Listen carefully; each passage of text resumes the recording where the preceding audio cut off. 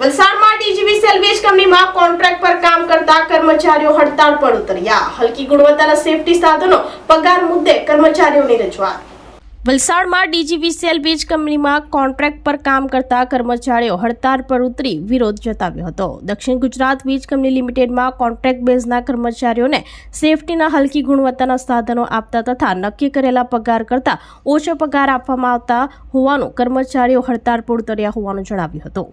વલસાડના વસિયાર ખાતે આવેલ ગ્રામ્ય વીજ કચેરી ખાતે કોન્ટ્રાક્ટ એજન્સી સામે વિરોધ નોંધાવી પોતાની રજૂઆત કરી હતી અને ઇલેક્ટ્રિક કર્મચારીઓને સારી ગુણવત્તાવાળા સેફટી સાધનો પૂરા પાડવામાં આવે અને જરૂરી નક્કી કરાયેલ પગાર આપવામાં આવે એવી રજૂઆત કરી હતી.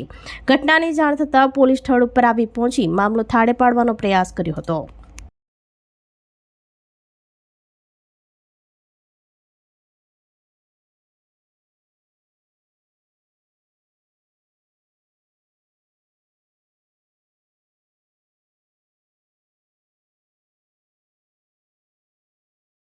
ડીવીએસ સેલેરી માટે છે, કેમ કે સેલેરી માટે છે ને કોઈનું પગાર સ્લીપ નથી, કોઈનું કંઈ નથી, બધાને સેલેરી અલગ કીધેલી.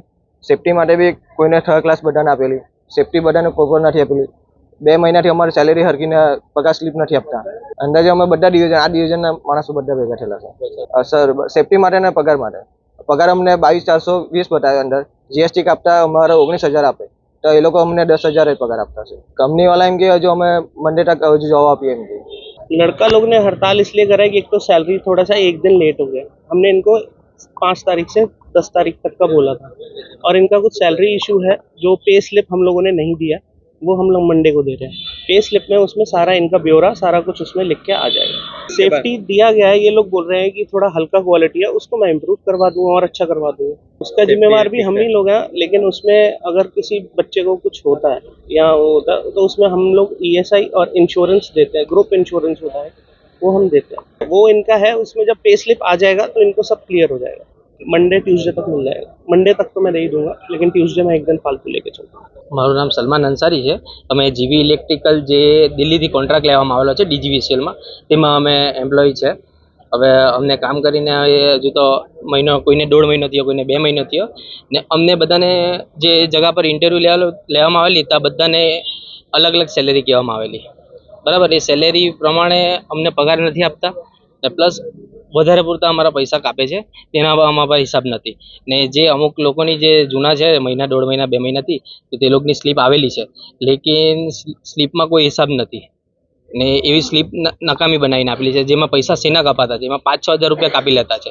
એટલે પગારનો બી મેટર છે ને પ્લસ એ લોકો જે અમારું ફિલ્ડમાં વર્ક હોય તે ડેન્જર હોય છે, તેના માટે અમને સેફટીના સામાન જોઈએ. એ લોકો જે સામાન આપેલા તે બી એકદમ ચીપ ક્વોલિટીના આપેલા છે ને એમાં બી એ લોકો ગોટાળો કરેલો છે. એટલે જે મોકલવામાં આવેલા માણસ તે લોકો અહીંયા બધી વસ્તુમાં ગોટાળો કરીને પૈસા ખાઈ મૂક્યા એવું છે. કેમ કે વસ્તુ એટલી ચીપ છે કે વસ્તુ ડીઓ લાખવા જાય, રોડ લાખે તેમાં બી કરંટ આવે, હેલ્મેટ એમ જ નીચે પડીને ફાટી ગયા.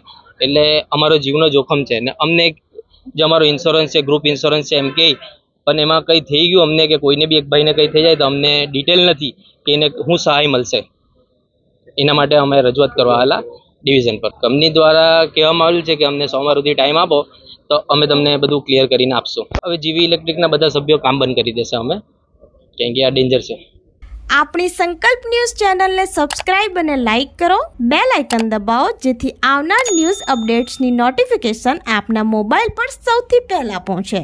Like, subscribe and share the video.